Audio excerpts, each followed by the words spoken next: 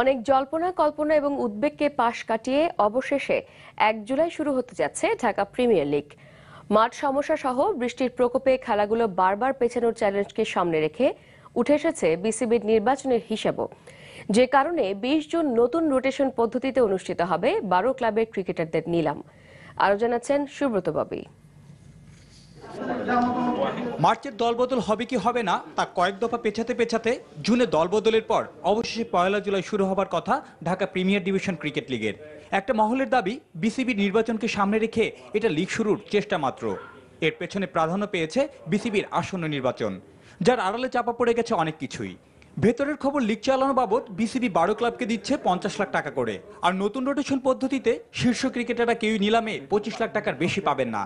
যদিও এসব অঙ্ক প্রকাশ না করে মাঠ ও বৃষ্টির সমস্যাকেই বড় প্রতিবন্ধকতা হিসেবে দাবি করছেন বোর্ড সভাপতি। সকলের সাথে আলাপ আলোচনা করে সর্বসম্মতিক্রমে আমরা সিদ্ধান্ত নিয়ে এই ঘোষণাটা করছি যে জুন মাসের ২০ তারিখে দলবদল এবং জুলাই মাসের ১ তারিখে আমরা খেলা শুরু করতে যাচ্ছি। এখানে কিন্তু সমস্যার শেষ নেই। প্রথম কথা হচ্ছে, একটা তো বৃষ্টির সমস্যা, কিন্তু বৃষ্টির চেয়েও বড় সমস্যা হচ্ছে মাঠ নেই, ঢাকায় কোনো মাঠ নেই, তাহলে খেলতে হবে ঢাকার বাইরে।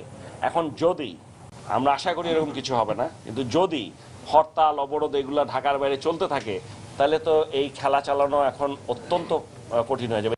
বৃষ্টির সমাধান হিসেবে পুরো লিগের সূচি বডলি শিফট করার চল শুরু করতে যাচ্ছে বিসিবি। সভাপতি বলছেন, ক্লাব ও ক্রিকেটারদের খুশি রাখতে চালু হচ্ছে নতুন রোটেশন পদ্ধতি, যাতে শীর্ষ ২৪ ক্রিকেটারকে সমান ভাগে লটারির মাধ্যমে ভাগ করে নেবে ক্লাবগুলো। তবে তিনি স্বীকার করছেন, নতুন নিলাম প্রক্রিয়ায় আর্থিক বিবেচনায় ক্ষতিগ্রস্ত হবেন কয়েকজন শীর্ষ ক্রিকেটার।